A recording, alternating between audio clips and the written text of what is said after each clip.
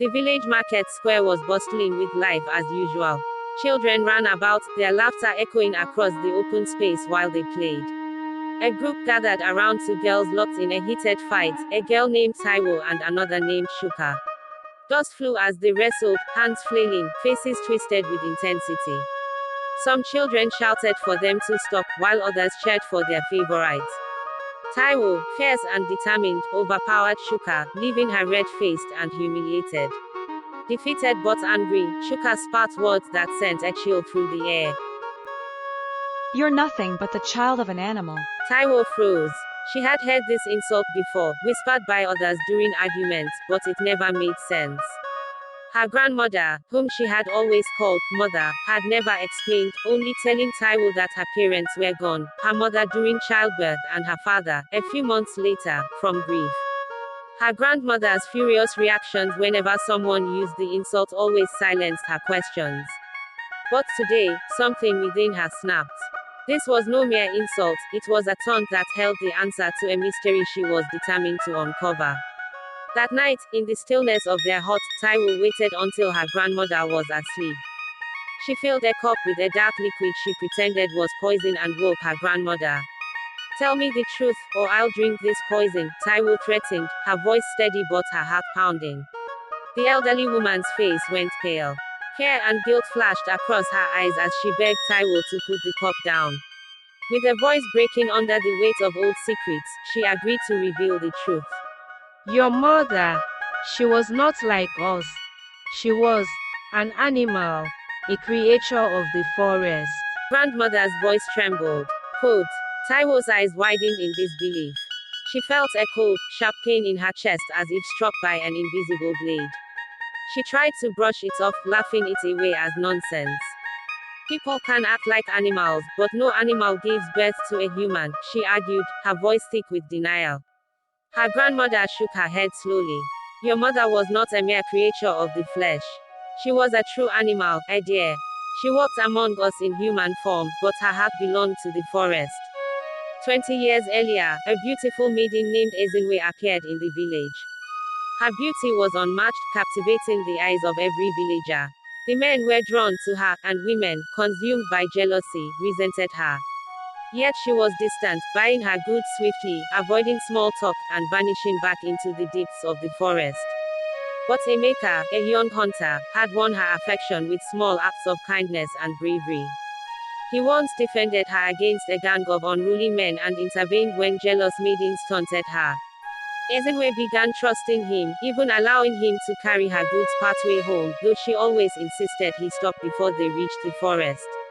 The village was no stranger to rumors, especially when it came to Ezinwe. Her beauty was unmatched, her face hauntingly graceful, her every movement soft and elusive, like a mist that would vanish at dawn. Yet her quiet nature kept people at a distance. She was an enigma, an outsider, and her refusal to entertain the men who approached her left some feeling scorned and curious. But her beauty didn't escape everyone's attention, least of all Emeka's. One day, Ezinwe was in the market as usual, picking out food from the vendors while keeping her head down. But a group of young women had noticed her and approached with thinly veiled malice in their eyes. They blocked her path, exchanging glances as one stepped forward. What's so special about you? That you walk as if we're beneath you. One sneered, her voice dripping with envy. Another chimed in, her voice mocking. Maybe she thinks herself better because she's bewitched all the men into silence. Ezinwe kept her gaze down, clutching her basket tightly, ready to push past them without saying a word. But just then, Emeka's voice broke through the taunt, placing himself between Ezinwe and her aggressors. The women's laughter faltered as they met his fierce glare. Why are you defending her? She's not even part of us. That's enough, are you alright? Emeka said firmly, his eyes locking with theirs until they backed off, muttering under their breaths. Emeka then turned to Ezinwe, his expression softening. Ezinwe nodded, her face showing no fear, though her heart pounded in gratitude. She had rarely let anyone so close, but Emeka's kindness was breaking through her walls. Over the next few months, Emeka continued to look out for her. When vendors raised their prices to drive her away, Emeka would buy the items and give them to her. When men tried to follow her into the woods, he would intervene, making sure no one could threaten her. Slowly, Ezinwe began to trust him, letting him walk partway into the forest with her, though she always made him stop at a specific spot where the trees grew thick and shadows fell like a cloak. Unknowns to Emeka, Ezinwe had a deadly secret. In the shadows of the forest, she would transform into a deer, returning to the world that was her true home. But one day, tragedy struck. Her deer skin, her link to her animal form, went missing. Frantic and vulnerable, she had no choice but to return to the village and seek shelter. Emeka took her in, and though his family warned against it, he eventually married her, drawn by her beauty and mystery. The village gossiped about the strange girl with no family, but Emeka ignored them. For years, they were happy, blessed with twin daughters who inherited their mother's beauty. But one day, in a bitter argument at the village stream, another woman let slip a secret that shattered Ezinwe's peace. Go back to where you belong to and stop fighting us here. Go check Emeka's roof for your skin, the woman taunted, her voice dripping with mockery. Ezinwe's heart froze. Fury and betrayal boiled inside her as she realized the truth. Emeka had found her skin long ago and hidden it, binding her to him. Her chest heaved, her eyes flashing like fire.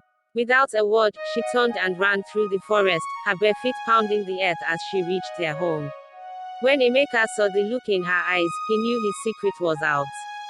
Ezinwe demanded her skin back, and Emeka, sensing her wrath, reluctantly retrieved it. She took the bundle from him, her eyes filled with a mix of sorrow and anger, then disappeared into their hearts. Moments later, a deer, regal and graceful, emerged, giving him one final, sorrowful look before leaping into the shadows of the forest. Emeka was left shattered, his heart broken. He clung to their twin daughters, but his grief consumed him. He told no one the full story, yet his despair spoke for itself. Within months, he wasted away, joining his wife in the afterlife, leaving the children in the care of his mother. Of the twins, only Taiwo survived, her childhood shadowed by whispers and rumors she never understood, until now. As her grandmother finished the tale, Taiwo's heart sank under the weight of her mother's curse. Her cries filled the hut, her tears mingling with the ashes of her family's tragedy. In time, Taiwo and her grandmother left the village, escaping the past that haunted them. In a distant village, they began anew, Taiwo's story buried like a secret beneath the earth, a legend never to be told again.